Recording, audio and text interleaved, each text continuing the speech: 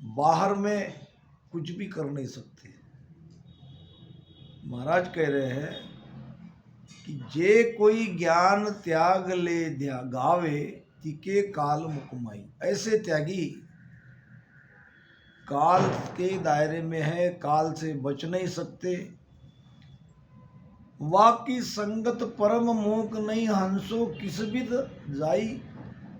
अब ऐसे त्यागियों को आप गुरु बनाओगे, उनकी संगत करोगे, जो स्वयं मुक्त नहीं है, जो स्वयं अंदर से बंधे हैं, वो आपको मुक्त नहीं कर सकते।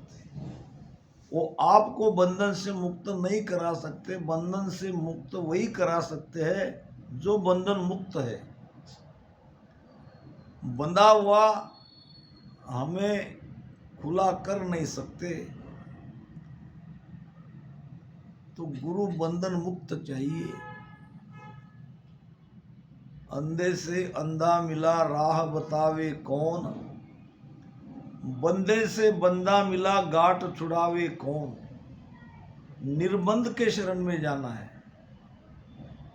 जे कोई ज्ञान बतावे करता, पैदा करंदा भाई रामा। जे कोई ज्ञान बतावे करता, पैदा करंदा भाई। ओ सब ज्ञान काल का मुख में, ओ सब ज्ञान काल का मुख में न्याव करो।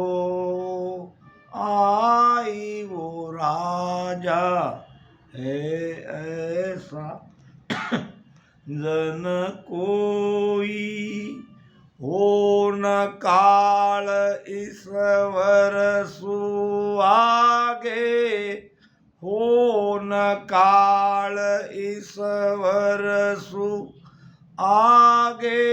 ज्ञान बतावे मोई वो राजा है ऐसा जन कोई ऐसा संसार में है राजा, अगर तुम्हें तुम्हारी जानकारी में हो तो मुझे बताओ, जो उस पद तक पहुंचा दे जहां तक काल की पहुंच नहीं है, जहां मृत्यु नहीं है, जहां हम अमर हो जाएंगे, जहां कोई दुख नहीं है, आनंद ही आनंद है। ऐसा कहीं कोई देश है और उस देश में पहुंचाने वाला कोई संत है तो तुम मुझे बताओ। उस प्रश्न के जवाब में बता रहे, राजा ने पूछा था कि आपने जो ज्ञान दिया है ये तो वेद में नहीं है और ये वेद में हो ही नहीं सकता। ये तो संतों की वाणियों में मिलेगा, संतों के मुख से ही ये वेद हमको मिलेगा। ये लिखित कहीं नहीं है और लिखित करेंगे तो भी उसके लिए एक उस भेद से भजन करने वाला जीवित संत चाहिए जो हमारे भ्रम को दूर कर दे। क्योंकि हम जो लिखित वाणी है उनको कोई सवाल जवाब नहीं कर सकते। वाणी को पढ़ सकते हैं, वाणी को समझ सकते हैं, उसके भेद तक भी जा सकते हैं, मगर कहीं हमारे अंदर भ्रम है, कुछ पूछना है तो हम वाणी को पूछ नहीं सकते। ये बात अलग है जब तुम्हारे अंदर अनुभव हो जाएगा, शब्द जगेगा, शब्द के साथ में आपकी यात्रा त्रिकुटी 10वें द्वार तक हो जाएगी तो वाणी आपसे बात करेगी, क्योंकि सारी चीजें साफ हो जाएगी, पूरी क्लियर हो जाएगी। मगर तब तक तो कोई जीवित हमारे जैसा कोई संत चाहिए, कोई मार्गदर्शक चाहिए, कोई भ्रम निकालने वाला चाहिए, जो हमें ध्यान के इस रास्ते से चलने में सहायता करे। तो जो कोई संसार में सृष्टिकर्ता परमात्मा तक का ज्ञान बताएगा, तो महाराज कहते हैं कि वो भी ज्ञान काल के मुख में है, क्योंकि काल को वो कर्ता नहीं तो बनाया है। कर्ता पुरुष बनाविया हम अंचा कर जोए।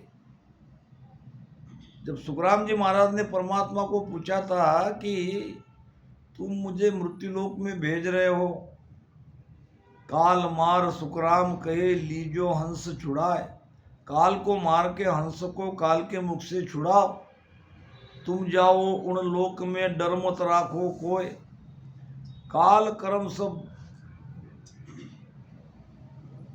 पांव पड़ेगे आए। काल कर्म सब तुम्हारे बस में हो जाएंगे, तुम्हारे पांव पड़ेंगे, तुम डरो मत। तब महाराज ने पूछा था कि मैं काल को कैसे मारूं? काल तुम्हारो पोतरो। काल को तो तुमने ही बनाया, काल को भी तुम्हारा ही आधार है। तो जिसको तुम्हारा आधार है उसे मैं कैसे मारूं? तो गुरु महाराज ने कहा, जरूर काल को मेरा आधार है, मगर ये हंस तड़प रहे हैं, त्राईमान कर रहे हैं। वो काल से बाहर होना चाहते हैं। ऐसे ऐसे हंसों को तुम काल के बाहर ले जाओ और मेरे पास लाओ, जिनको दोबारा जन्मना नहीं है, मृत्यु नहीं होनी चाहिए, 84 के दुख नहीं चाहिए। कुत्ता, गाय, गधा ये नहीं बनना है, पशु पक्षी की योनि में नहीं जाना है, किए हुए कर्म को नरकों में जाके नहीं भोगना चाहते हैं। ऐसे ही हंस भक्ति कर सकते हैं। अब ऐसे भी मिलेंगे। किसने देखा? मिलते ना, जो है वो अभी है, आगे के आगे देखे जाएगा। ऐसे कई प्रश्न पूछने वाले रहते हैं, क्योंकि ये बताया नहीं जाता। ये संतों के जो अमर वचन है, ये विश्वास करना पड़ता है। ये एक प्रमाण है प्रत्यक्ष, ये एक प्रमाण है अप्रत्यक्ष, ये एक प्रमाण है अगम। प्रत्यक्ष प्रमाण क्या है? जो हम आंखों से देख रहे हैं, कानों से सुन रहे हैं, हमारे सामने वो घटना घटित हो रही है, हम उसके साक्षी है, तो इस बात को मानेंगे कि नहीं हम? अब मैं इतने दूर से आया हूँ, सत्संग सुना रहा हूँ, आप सुन रहे हो, ये तो प्रत्यक्ष प्रमाण है ना। आंखों देखा प्रमाण प्रत्यक्ष प्रमाण कहा जाता है। ये सत्य है, क्योंकि हम सत्संग में बैठ रहे, ये बात सत्य है।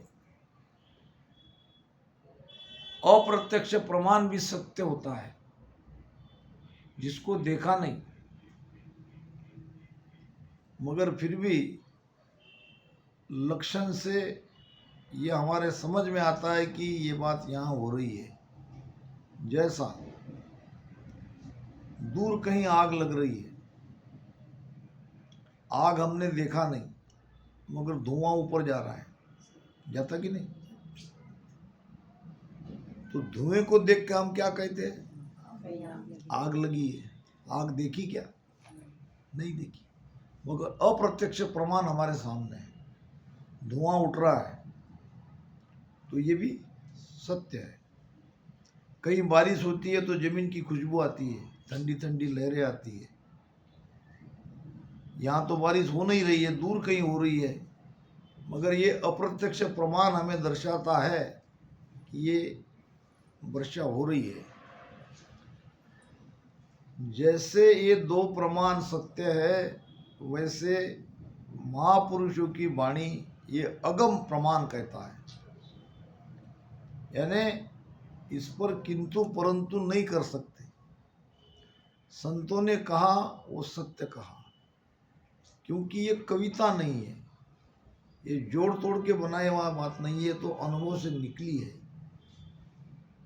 संतों के मुख से निकला हुआ अनुभव ज्ञान प्रत्यक्ष परमात्मा का ज्ञान, परमात्मा के वचन कहलाते हैं। महाराज कहते हैं, शब्द कहे जो ब्रह्मा कहिए, दे मुख आन सुनाना हो। गुरु मुख से निकले हुए शब्द ये ब्रह्म के वचन समझना चाहिए। हर गुरु दोय ना जानो, परमात्मा और गुरु में अंतर मत समझो। गुरु जो कहते हैं, गुरु के वचनों को पालन करो। तुलसीदास महाराज के पास एक व्यक्ति गया,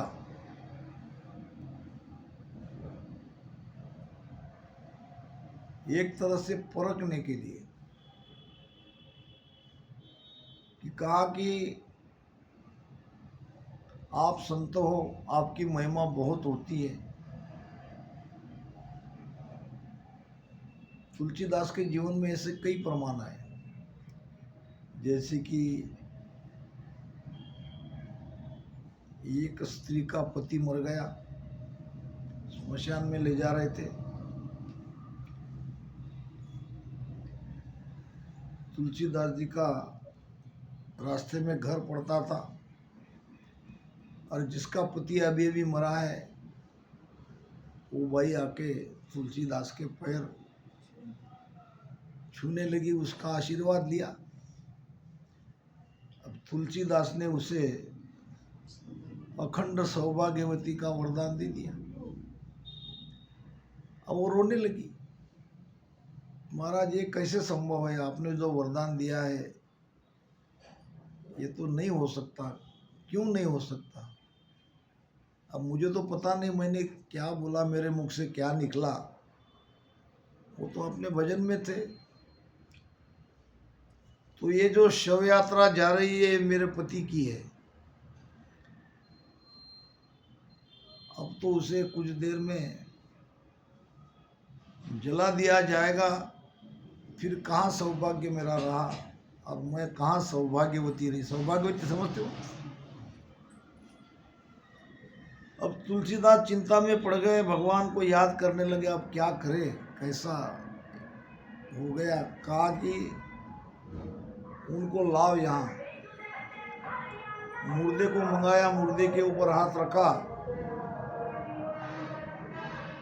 तुलसी मुर्दा मंगाए कर दिया सिर पर हाथ। मैं तो कुछ जानू नहीं, तुम जानो रघुनाथ। अपने पे उसने नहीं लिया। क्या कहा, मेरे मुख से जो तुमने निकलवाया है वो वचन मेरे नहीं है। मैं तो कुछ जानता नहीं, ना मेरे में ये कोई ताकत है। ऐसा मुर्दे पे हाथ रखा और परमात्मा को कहा, मैं तो कुछ जानू नहीं, तुम जानो रघुनाथ। ऐसा कहते ही मुर्दे में जान आ गई, जीवित हो गया। सत्य घटना है। तो ऐसे संतों के अंदर में ये पावर रहता है, नहीं ऐसी बात नहीं है। तो एक व्यक्ति गया तुलसीदास जी के पास, तुम्हारे कई ऐसे कारनामे हैं, तो मुझे भगवान को मिलना है, मुझे जल्दी से जल्दी भगवान की प्राप्ति करनी है, क्या तुम मुझे उपाय बता सकते हो? अब संत तो जान लेते हैं सब, हमारे अंतर मन की बात वो जानते हैं। एक बार की बात है,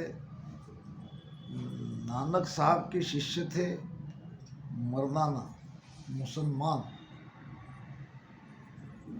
और मर्दाना की स्त्री को बाकी मुसलमान बाया टोका करती थी कि तुम्हारा पति एक हिंदू संत के सत्संग में जाता है, अपना धर्म छोड़ देता है, अपना तो अपना ही धर्म अच्छा है, तुम कहती क्यों नहीं। मर्दाना की पत्नी कहती मैं तो बहुत बार कहती हूँ मगर ये सुने तभी ना। ये कहते कि मेरे गुरु में ये कोई भेदभाव नहीं है,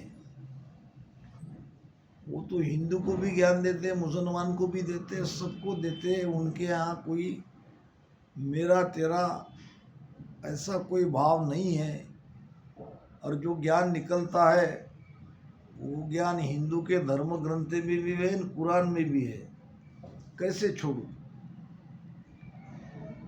मगर बाकी बाया के कहने से मर्दाना के पत्नी के मन में तरह तरह के विचार आने लगे।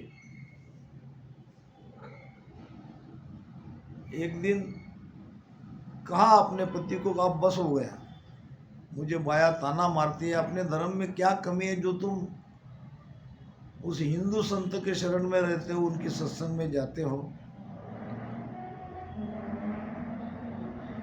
मर्दाना ने कहा मेरे गुरुदेव को तुम नहीं पहचानते, उनको पहचानने के लिए मेरी आंखें चाहिए।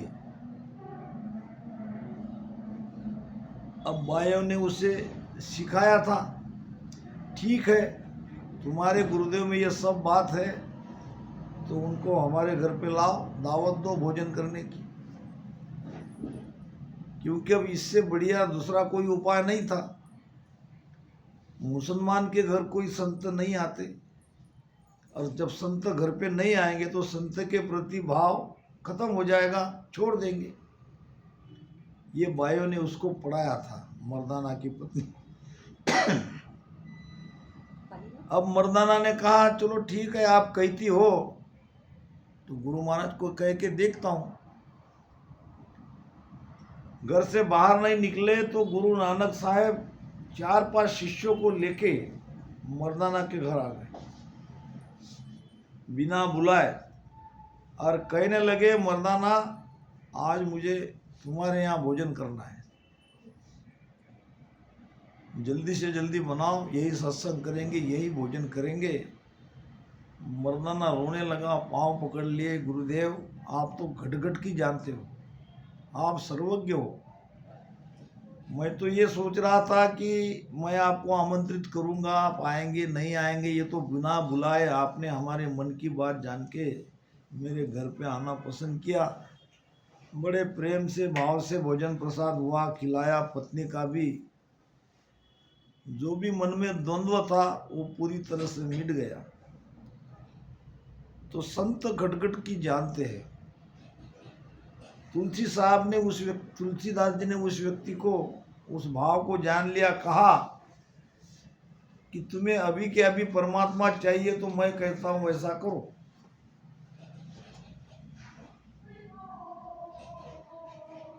कुछ घास फूस कचरा जमा करो, आग लगा दो पेड़ के नीचे, और ऊपर पेड़ पे चढ़ के उस आग में तुम कूद जाओ, तुम्हें परमात्मा मिल जाएंगे। वो व्यक्ति सोचने लगा ये कैसा उपाय, पेड़ पे चढ़ के नीचे आग लगाऊंगा, उसमें कूदूंगा तो मैं तो जली जाऊंगा। गया, घास फूस जमा किया, पेड़ पे चढ़ गया। अब आग लगाकर कूदने की हिम्मत नहीं हो रही थी। रास्ते से एक व्यक्ति जा रहा था जो चोर था, उसने देखा ये व्यक्ति ऊपर चढ़ा है, ऊपर चढ़ के कर क्या रहा है। उसने पूछा कि भाई तुम ऊपर क्यों चढ़े हो। तो उसने बताया कि मैं तुलसीदास जी के पास गया, भगवान को मिलने का उपाय पूछा, और उसने बताया कि यहाँ नीचे आग लगा दो और वो पेड़ के ऊपर से कूद जाओ। फिर कुत्ते क्यों नहीं, लगाओ आग और कूद जाओ। कैसे कूदूं, अगर जल गया मर गया तो तुम्हारी हिम्मत नहीं हो रही है। तो चोर ने कहा मैं चोर हूँ, ये मेरे पास काफ़ी धन है, मैंने चुराया है, ये तुम ले जाओ, और तुम सच बताओ कि तुमको ये तुलसीदास जी महाराज ने बताया कि जानबूझकर तुम मुझे कह रहे हो। नहीं, तुलसीदास जी महाराज ने ही बताया। ठीक है, फिर ये धन तुम ले जाओ और मैं पेड़ पर से कूदता हूँ। अब वो धन लेके खुशी से चला गया। आगे जाके उसके सिपाही पीछे पीछे थे, उसको पकड़ लिया, और ये चोर नीचे उसने आग लगा के पेड़ पे चढ़ के अब आग में कूदने वाला था कि जबरदस्त पंजे ने उसकी बाह पकड़ ली। उसने कहा, मरने की आवश्यकता नहीं, जिसके लिए तुम कूदना चाहते हो वो तो मैं हाजिर हूं।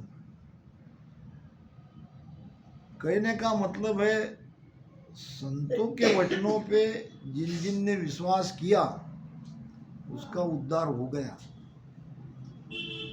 हम समझ नहीं पाते उनके वचनों को, और जिनके मन में दुविधा आ गई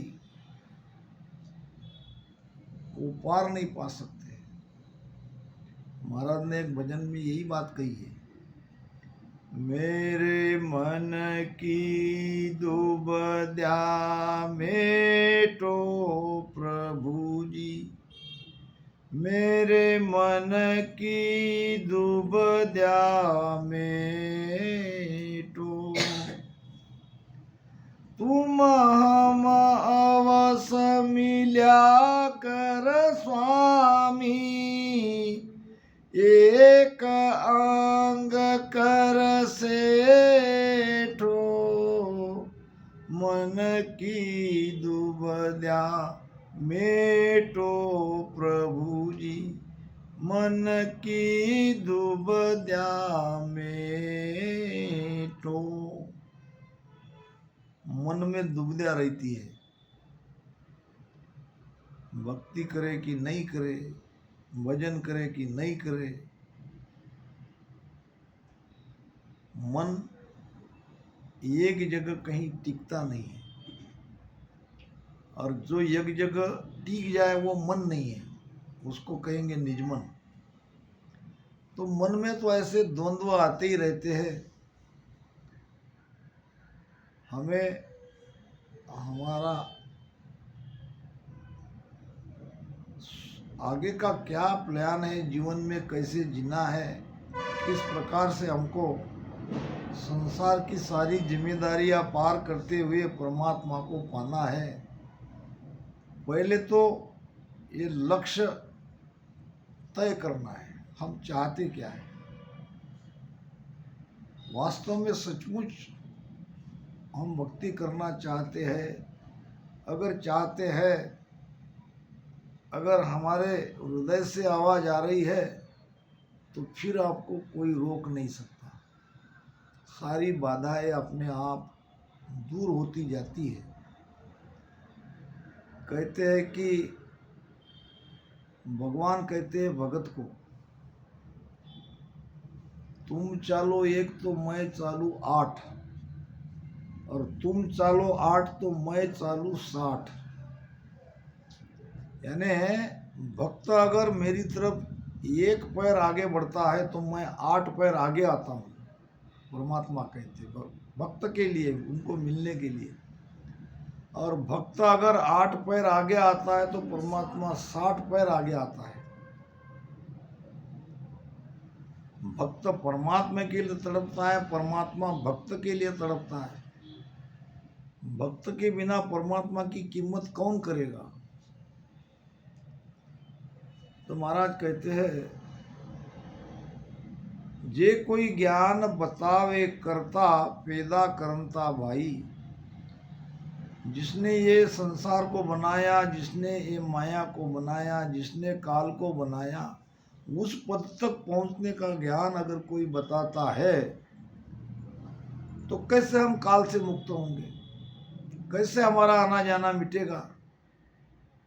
क्योंकि वहीं से तो सब आया है। तो उसके अलावा कोई दूसरा पद होना चाहिए और गुरु महाराज राजा को यही कह रहे कि मुझे तुम कर्ता पद के अलग उस परम पद की भक्ति के बारे में बताओ, उस ज्ञान के बारे में बताओ, उस भेद के बारे में बताओ। ये त्याग से मोक्ष नहीं होगा, कर्ता पद की भक्ति करने से जीव बंधन से मुक्त नहीं होगा। किरिया कला जप तप साधन ऊंची मुदरा गावे राम। किरिया कला जप तप साधन ऊंची मुदरा गावे। पेलो छेह काल का मुख में पेलो छेह काल का मुख में परम मोख नहीं जावे वो राजा है ऐसा जन कोई। हो न काल ईश्वर सुआगे हो न काल ईश्वर सु आगे ज्ञान बतावे मोई वो राजा है ऐसा जन कोई। क्रिया, क्रिया नाम कर्मकांड जो हम करते हैं ये सब नकल कर रहे हैं। असल की नकल है, असल होती नहीं तो नकल से समाधान मानते हैं, नकल से संतोष लाने की कोशिश करते हैं। जैसे कि हमारे सबके घर में मंदिर रहता है, मंदिर में भगवान की मूर्ति रहती है और मूर्ति की पूजा करते हैं, घंटी रहती है, घंटी बजाते हैं। ये सारे उपाय सही है मगर ये उस असल की नकल है। कम से कम वो नहीं तो ये भाव के लिए घर में एक वातावरण पैदा करने के लिए ये ठीक है, संतोष मिलता है, कुछ हमने किया। मनुष्य का स्वभाव है, जब तक वो कुछ करेगा नहीं उसे शांति नहीं मिलेगी। करनी कर्म उपासना सबके मन भावे, निराकार करतार को मिलनो सब चाहे। परमात्मा को पाना सब चाहते हैं मगर पाने के उपाय कठिन है। भजन इतना आसान नहीं है करना, इसलिए अपने मन से जो पूर्वापार प्रथा चली आ रही है उसी को आगे बढ़ाते हैं। जैसा कि हम तीर्थ जाते हैं, त्रिवेणी में नहाते हैं,